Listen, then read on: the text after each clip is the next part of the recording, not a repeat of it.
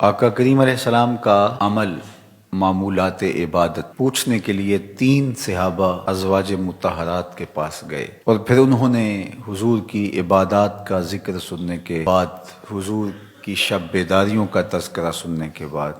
حضور کا اللہ کے حضور عجز و نیاز کا انداز اور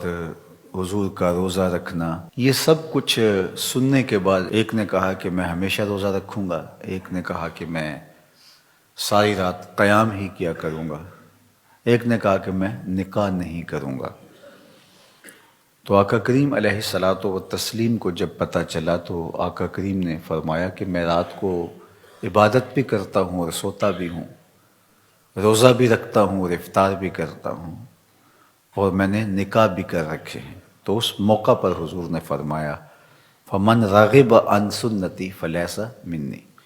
جس نے میری سنت سے اعراض کیا،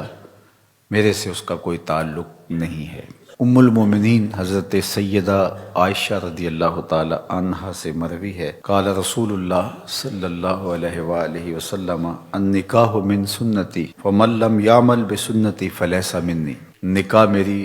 سنتوں میں سے ایک سنت ہے، اور جس نے میری سنت پر عمل نہیں کیا اس کا میرے سے کوئی تعلق نہیں ہے۔ تو آقا کریم علیہ السلام کے ساتھ تعلق باطن رکھنے کے لیے ان کے بتائے ہوئے طریق کے مطابق ہمیں چلنے کی ترغیب دی گئی ہے، اور اگر ہم اپنی خواہشات کے مطابق اپنا طریق عبادت مرتب کرتے ہیں، اپنی زندگی کے لف و نشر کو اس کے مطابق طے کرتے ہیں، تو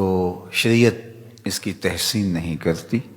اور آقا کریم علیہ السلام نے اپنے طریق کے مطابق ہی زندگی گزارنے کی ہمیں تلقین کی ہے۔